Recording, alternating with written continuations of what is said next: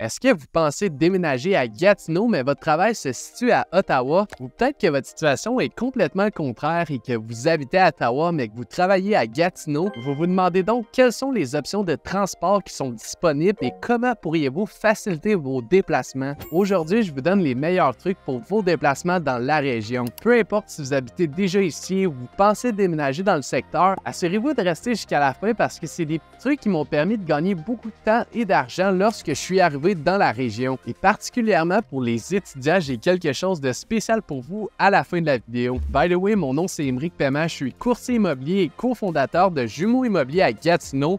Et si vous aimeriez avoir plus d'informations concernant le marché immobilier à Gatineau ou à quoi ça ressemble de déménager ici, sentez-vous à l'aise de me contacter, ça va me faire plaisir.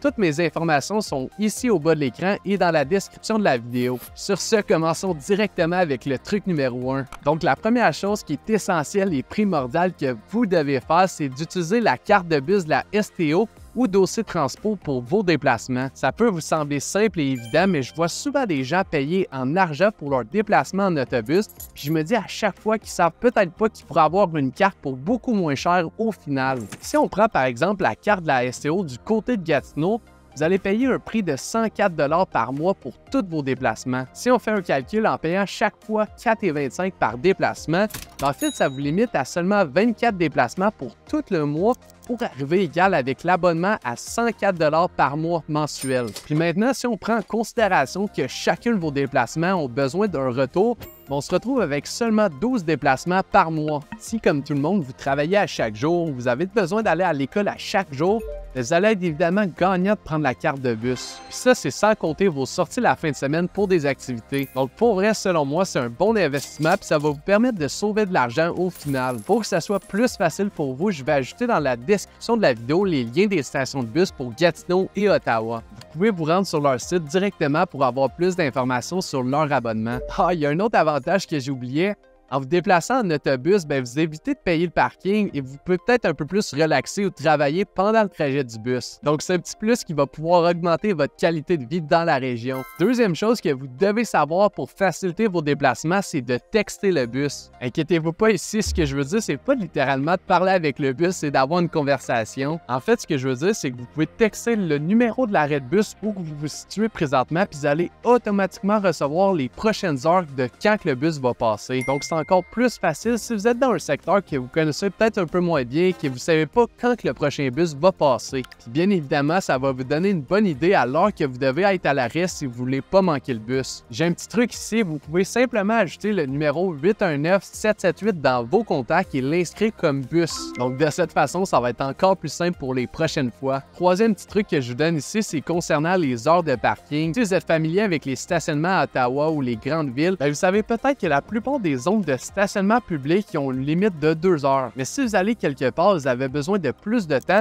vos 2 heures de stationnement vont pas vraiment vous être utiles. Une solution à ce problème, c'est de payer les 2 premières heures en argent directement à la banque et par la suite, vous allez prendre l'application Pay by Phone et payer pour les heures supplémentaires. Donc, de cette façon, vous pouvez obtenir plus que les 2 heures maximum. Par contre, je peux pas dire que c'est infaillible car techniquement, vous enfreignez toujours la règle du stationnement de plus de 2 heures. Je connais beaucoup de gens qui le font régulièrement, ils ne semblent jamais avoir eu aucun problème. Donc, je vous partage le truc, mais c'est vraiment à vous de voir si vous voulez prendre le risque d'avoir une amende. Je vous conseillerais par contre de ne pas le faire dans des endroits fréquentés parce qu'il y a souvent beaucoup de surveillance. En fin de compte, vous payez pour votre stationnement et également le temps supplémentaire que vous allez rester, mais il y a toujours un risque de recevoir une amende, même après avoir payé le temps supplémentaire. Donc cette décision, ça vous appartient, je vous recommande pas de le faire, puis je dis pas que vous allez être en sécurité en le faisant en aucun cas. C'est juste un petit truc que quelques personnes font. Le quatrième truc que je vous conseille de faire, c'est de vous ajouter à des groupes Facebook. Je sais que ça existe partout, mais dans des grandes villes comme Gatineau et Ottawa, où il y a beaucoup de gens à proximité,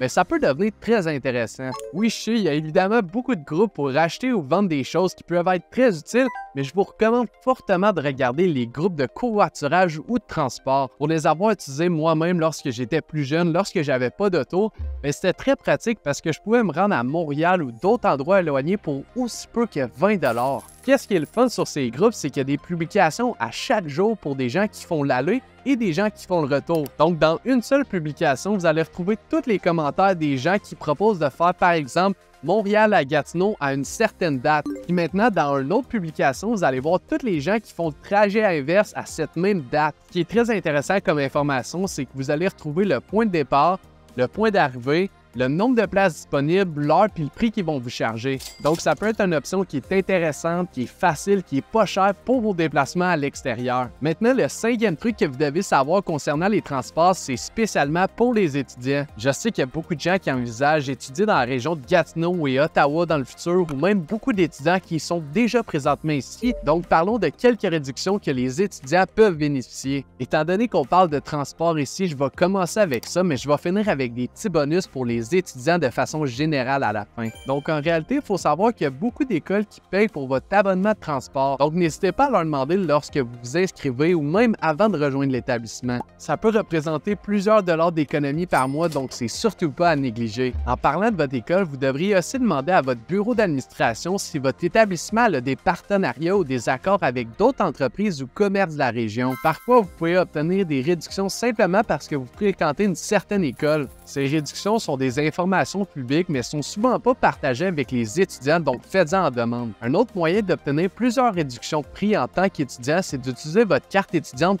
peu importe où c'est que vous allez. Il va presque avoir toujours un tarif spécial pour les étudiants qui peuvent représenter plusieurs économies de dollars par mois. Que ce soit de la nourriture, les vêtements, les services, les activités, n'hésitez pas à l'utiliser. Donc, c'est tout pour nos petits trucs concernant le transport dans la région. Si vous avez trouvé l'un de ces conseils utiles ou que vous avez simplement apprécié la vidéo, je vous invite à liker et la partager. C'est beaucoup plus apprécié que vous le pensez. Ça prend littéralement 2 secondes. Je vous souhaite à la prochaine et on se retrouve dans la prochaine vidéo.